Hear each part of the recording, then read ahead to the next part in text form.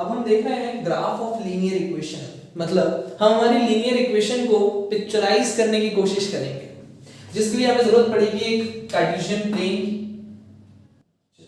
तो मैंने यहाँ पर एक कार्टेशियन प्लेन बनाया है जिसमें हॉरिजॉन्टल एक्सिस को एक्स एक्सिस बोलते हैं और वर्टिकल एक्सिस को वाई एक्सिस बोलते हैं। इस पर किस तरीके से पॉइंट प्लॉट किए जाते हैं, आई होप आप इस बात को अच्छी तरीके से जानते होंगे। इस ग्राफ पर हम हमारी लीनियर इक्वेशन को कैसे ड्रॉ करेंगे आइए समझते हैं। मैं यहाँ पर एक लीनियर इक्वेशन कंसीडर करता हूँ, x plus y equals to 5। चलिए हम इसके कुछ सॉल्यूशंस निकाल लेते हैं। जैसे इसका एक सॉल्यूशन होगा x equals to 5, y equals to 0। दूसरा सॉल्यूशन होगा x equals to 4, y equals to 1। और ऐसे बहुत सारे सॉल्यूशन होंगे, x equals to 0, y equals to 5, x equals to 2, y equals to 3। चार सॉल्यूशंस काफी हैं। अच्छा, इन सॉल्यूशंस को इस तरीके से ना लिख के हम और कन्वीनियंट वे में भी लिख सकते हैं। इन सॉल्यूशंस को लिखने का एक और तरीका यह है कि हम सिर्फ ऐसे ब्रैकेट में 5,0 लिख रहे हैं।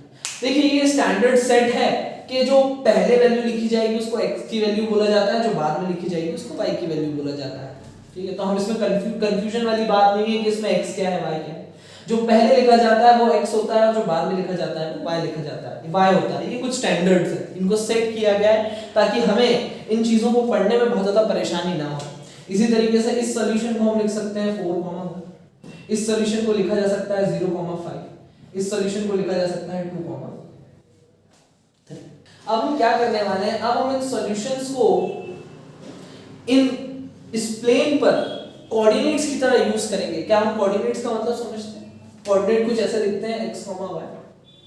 इस प्लेन पर आप x डायरेक्शन में कितने चले हैं, y डायरेक्शन में कितने चले हैं, ये सब बातों को आप जानते हैं पहले। तो हम इन सॉल्यूशंस को इस प्लेन के कोऑर्डिनेट्स की तरह यूज करेंगे, मतलब हम यहाँ पर ग्राफ बनाने वाले हैं इस इक्वेशन के सॉल्यूशंस का यूज करके। हम इन सॉल्यूशंस को हमारे ग्राफ पर कोऑर्डिनेट्स की तरह यूज करेंगे और उनका ग्राफ बनाएंगे। ठीक, तो ये हमारा पहला कोऑर्डिनेट है, ये दूसरा कोऑर्डिनेट है, ये तीसरा, ये चौथा। तो इनको एज अ कोऑर्डिनेट्स यूज करना है और हमें यहाँ पर ग्राफ बनाना है। चलिए, तो अगर पहला कोऑर्डिनेट देखें तो पहला कोऑर्डिनेट है 5,0। कहाँ लाई करेगा? ये x पर 5 और y पर 0, ये पॉइंट यहाँ पर लाई करेगा। दूसरा पॉइंट है 4,1, ये कहाँ लाई करेगा? ये लाई करेगा कहीं यहाँ पर 4,1। अगला है 0,5, ये लाई करेगा यहाँ 0, अगला है 2,3, ये कहीं यहां पर इधर लाई करेगा 2, अब हमने तो यहाँ चार सॉल्यूशंस बनाए हैं, ऐसे हम ढेरों सॉल्यूशंस बना सकते हैं। ढेरों सॉल्यूशंस हम यहाँ पर इस तरीके से प्लॉट कर सकते हैं। जब आप इन सॉल्यूशंस को ज्वाइन करेंगे, जब आप इन सॉल्यूशंस को ज्वाइन करेंगे, जब इन सॉल्यूशंस को ज्वाइन करेंगे तो आपको एक स्ट्रेट लाइन देखने को मिलेगी, एक स्ट्रेट, एक सीधी लाइन देखने को मिलेगी। जब आप इस इक्वेशन के सॉल्यूशंस को इस प्लेन के कोऑर्डिनेट्स मानते हुए ग्राफ बनाएंगे तो आपको एक स्ट्रेट लाइन देखने को मिलेगी। और सिर्फ इसी इक्वेशन के लिए नहीं, किसी भी लीनियर इक्वेशन के लिए अगर आप एक ग्राफ ड्रॉ करते हैं, उसके सॉल्यूशंस को उठाते हैं, उन सॉल्यूशंस को कोऑर्डिनेट्स की तरह ट्रीट करते हैं और कोऑर्डिनेट्स मानते हुए उनको इस ग्राफ पर जब आप प्लॉट करते हैं तो आपको हमेशा एक स्ट्रेट लाइन ही मिलेगी। यही वो कारण है जिसके कारण 1 डिग्री इक्वेशंस को लीनियर नाम दिया है। 1 डिग्री इक्वेशन को लीनियर नाम दिया गया है। किसी भी 1 डिग्री इक्वेशन को जब आप इस तरीके से ग्राफ पर ड्रॉ करते हैं तो आपको एक स्ट्रेट लाइन ही मिलती है। 2 डिग्री इक्वेशंस, 3 डिग्री इक्वेशंस के साथ ऐसा नहीं होता है, वहां तो अलग अलग टाइप के ग्राफ्स मिलते हैं। लेकिन जब आप एक 1 डिग्री इक्वेशन को ड्रॉ करते हैं ग्राफ पर तो 100% ये बात की श्योरिटी है कि आपको एक स्ट्रेट लाइन ही देखने को मिलेगी। चलो, तो हम एक इक्वेशन के सॉल्यूशन का मतलब जानते हैं, उन सॉल्यूशंस का यूज करके ग्राफ किस तरीके से बनाया जाता है ये भी हम जानते हैं। अब हम आगे बढ़ते हैं और कॉमन सॉल्यूशन ऑफ 2 इक्वेशंस के बारे में समझते हैं। मान लीजिए कि आपके पास 2 इक्वेशंस हैं, x plus y is equals to 4, x minus y is equals to 2। ये आपके पास 2 लीनियर इक्वेशन। ये पहली इक्वेशन, ये दूसरी इक्वेशन। अगर मैं आपसे बोलूं कि आप पहली इक्वेशन के मुझे कुछ सॉल्यूशन निकाल के दीजिए, अच्छा हम जानते हैं कि पहली इक्वेशन के इनफाइनाइट सॉल्यूशंस होंगे, लेकिन मैं डिमांड करता हूं कि आप मुझे कुछ सॉल्यूशन निकाल के दीजिए, तो क्या हम निकाल सकते हैं? बिल्कुल। मैं अगर पहली इक्वेशन के कुछ सॉल्यूशंस निकालूं तो वो कुछ इस तरीके से होंगे 3, 1 4, 0 0, 4 5, -1 2, 2 एंड सो ऑन। ये सब मेरी पहली इक्वेशन के सॉल्यूशन है। अच्छा, क्या हम इसी तरीके से सेकंड इक्वेशन के सॉल्यूशंस निकाल सकते हैं? बिल्कुल। चलिए कुछ सॉल्यूशन निकालते हैं। 4, 2 बिल्कुल। अच्छा, क्या इस इक्वेशन का सॉल्यूशन 2, 4 हो सकता है? सोच के बताइए, क्या इस इक्वेशन का सॉल्यूशन 2, 4 हो सकता है? नहीं हो सकता, क्योंकि अगर आप 2, 4 रख रहे हैं, इसका ये मतलब है कि आप x की जगह 2 रख रहे हैं और y की जगह 4 रख रहे हैं। और जब आप ऐसा करेंगे तो आपको LHS में मिलेगा -2, जो कि 2 के इक्वल नहीं आएगा। तो ये हमारी इक्वेशन का सॉल्यूशन नहीं है। तो और क्या हो सकता है सॉल्यूशन? 6, 4 हो सकता है, बिल्कुल हो सकता है। 2, 0 हो सकता है, बिल्कुल हो सकता है। 0, 2 नहीं, 0, -2 हो सकता है। एक सॉल्यूशन इसका हो सकता है 3, 1 और भी इसके बहुत सारे सॉल्यूशंस हो सकते हैं, इनफाइनाइट सॉल्यूशंस हो सकते हैं। चलिए, अब हम यहां पर बात कर रहे हैं कॉमन सॉल्यूशन की। हमने इस इक्वेशन के ढेर सारे सॉल्यूशन निकाल लिए, इस इक्वेशन के भी ढेर सारे सॉल्यूशन निकाल लिए। क्या कोई ऐसा सॉल्यूशन है जिसको अगर मैं पहली इक्वेशन में रखूं तो उसको सेटिस्फाई कर रहा है, साथ ही साथ उसी सॉल्यूशन को अगर मैं सेकंड इक्वेशन में रखूं तो उसको भी सेटिस्फाई कर रहा है? क्या यहां पर ऐसा एक सॉल्यूशन दिख रहा है? बिल्कुल, वो सॉल्यूशन है 3, 1। देखिए, अगर 3, 1 मैं पहली इक्वेशन में रखता हूं तो 3 + 1 4 हो जाएगा, उसको सेटिस्फाई कर दिया। अगर मैं इसको सेकंड इक्वेशन में रखता हूं तो 3 - ये 1, ये भी 2 हो जाएगा, ये 2 हो जाएगा, तो इसने इस इक्वेशन को सेटिस्फाई कर दिया। तो ये एक ऐसा सॉल्यूशन है जो दोनों इक्वेशन में कॉमन है। ये एक ऐसा सॉल्यूशन है जो दोनों इक्वेशन में कॉमन है, पहली इक्वेशन को भी सेटिस्फाई कर रहा है, साथ ही साथ दूसरी इक्वेशन को भी सेटिस्फाई कर रहा है। एक और एग्जांपल देखते हैं।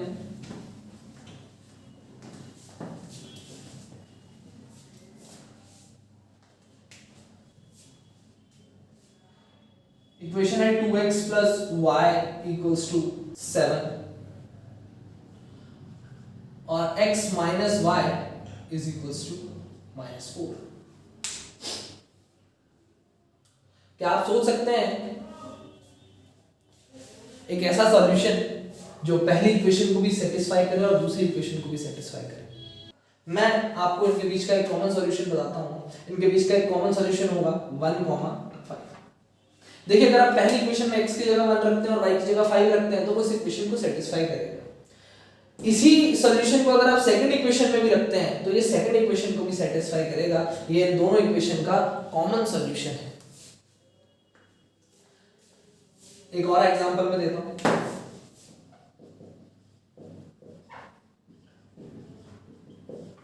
क्या आप इसका कॉमन सॉल्यूशन बता सकते हैं? इसका क्या कॉमन सॉल्यूशन है? इसका कॉमन सॉल्यूशन तो बताना बहुत ही आसान है। इसका कॉमन सॉल्यूशन होगा 2, 2। देखिए, पहली इक्वेशन में आप x की जगह 2 रखिए, y की जगह 2 रखिए, आपको 4 मिलेगा। दूसरी इक्वेशन में आप x की जगह 2 रखिए, y की जगह 2 रखिए, आपको 0 मिलेगा। तो ये इन दोनों इक्वेशन का कॉमन सॉल्यूशन। ये जो प्रोसेस है दो इक्वेशन के बीच के कॉमन सॉल्यूशन को निकालना, इसको बोला जाता है सॉल्विंग इक्वेशंस। इसको बोला जाता है इक्वेशंस को सॉल्व करना। हम यहाँ पर इक्वेशंस को सॉल्व कर रहे हैं, एक ऐसा सॉल्यूशन निकाल रहे हैं जो दोनों ही इक्वेशन को सेटिस्फाई कर रहा है। तो सवाल ये उठता है कि क्या दो इक्वेशंस के बीच में एक ही कॉमन सॉल्यूशन हो सकता है या उससे ज्यादा भी हो सकता है? इसको हम समझते हैं ग्राफ की मदद से। ग्राफ की मदद से हम समझेंगे कि कॉमन सॉल्यूशन जो होता है वो ग्राफ पर कैसा दिखता है। उससे हमें खुद क्लियर हो जाएगा कि दो इक्वेशंस के बीच में कितने कॉमन सॉल्यूशन हो सकते हैं। हम दो इक्वेशन ले लेते हैं, x + y = 10 and x - y = 2।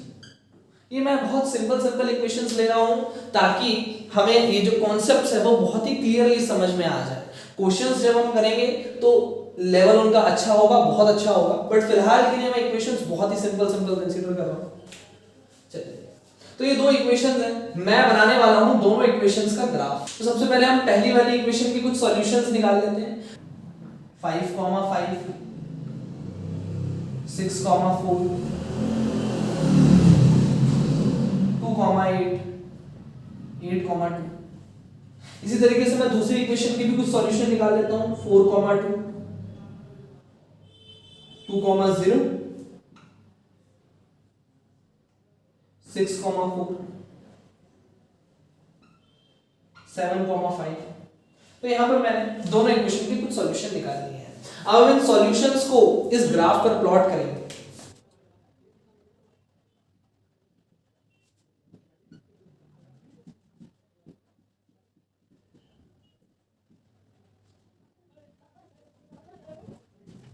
सबसे पहले मैं ड्रॉ कर रहा हूं x + y = 10। इसके चारों सॉल्यूशंस को मैं अपने ग्राफ पर प्लॉट करूंगा। सबसे पहला सॉल्यूशन है 5, 5, ये यहां कहीं पर होगा। अगला सॉल्यूशन है 6, 4, जो कि यहां कहीं लाई कर रहा होगा। अगला सॉल्यूशन है 2, 8, जो कि यहां कहीं होगा। अगला सॉल्यूशन है 8, 2। जब इन सारे सॉल्यूशंस को ज्वाइन करूंगा तो मुझे एक स्ट्रेट लाइन देखने को मिलेगी।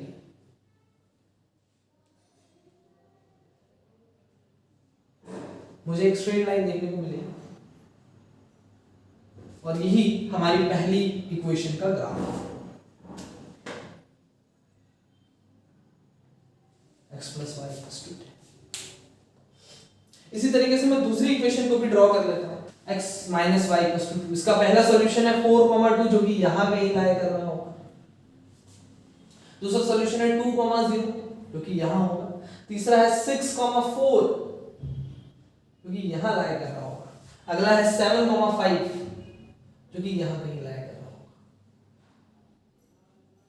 अगर मैं इसके सारे सॉल्यूशंस को ज्वाइन कर दूं तो मुझे कुछ ऐसी एक स्ट्रेट लाइन देखने को मिलेगी। तो देखिए सर, ये जो पॉइंट है, ये जो कॉमन पॉइंट है, ये इस पॉइंट के कोऑर्डिनेट क्या होंगे? इस पॉइंट के कोऑर्डिनेट है, ये x पर है 6 और y पर है। ये एक ऐसा पॉइंट है, देखिए पॉइंट का क्या मतलब? सॉल्यूशन। इस लाइन पर लाई करने वाला हर एक पॉइंट उस लाइन का सॉल्यूशन है। इस लाइन पर लाई करने वाला हर एक पॉइंट इस लाइन का सॉल्यूशन है। और ये एक ऐसा पॉइंट है जो दोनों लाइंस पर ही लाई कर रहा है, मतलब ये दोनों लाइंस का कॉमन सॉल्यूशन है। ये पॉइंट के कोऑर्डिनेट है 6, 4। आप रख के देखिए पहली इक्वेशन में, ये पहले इक्वेशन को सेटिस्फाई करेगा। आप इसको सेकंड इक्वेशन में रखकर देखिए, सेकंड इक्वेशन को भी क्या करेगा? सेटिस्फाई करेगा। मतलब ये दोनों ही लाइंस का कॉमन सॉल्यूशन है। अच्छा, आप मुझे एक बात बताइए, इन दोनों लाइंस को अगर हम आगे बढ़ाते जाएं तो क्या ये लाइंस किसी और पॉइंट पर भी इंटरसेक्ट करेंगी? नहीं, ये और किसी पॉइंट पर इंटरसेक्ट नहीं करेंगी, ये सिर्फ इसी पॉइंट पर इंटरसेक्ट करेंगी। यहां से भी दूर होती जाएंगी, इधर से भी दूर होती जाएंगी। मतलब इन दोनों इंटरसेक्टिंग लाइंस के बीच में एक ही कॉमन सॉल्यूशन है। इसका मतलब क्या है? ये दो इक्वेशंस के बीच में एक ही कॉमन सॉल्यूशन हो सकता है। आने वाली वीडियोस में हम देखेंगे कि और भी पॉसिबिलिटीज हैं, एक सॉल्यूशन के अलावा भी पॉसिबिलिटीज हैं, लेकिन वो हम आगे की वीडियोस में देखेंगे। अभी तो आप ध्यान रखें कि अगर दो लाइंस, दो इक्वेशंस इंटरसेक्ट कर रही हैं तब उनके बीच में एक ही सॉल्यूशन होगा, इससे ज्यादा सॉल्यूशन नहीं होगा।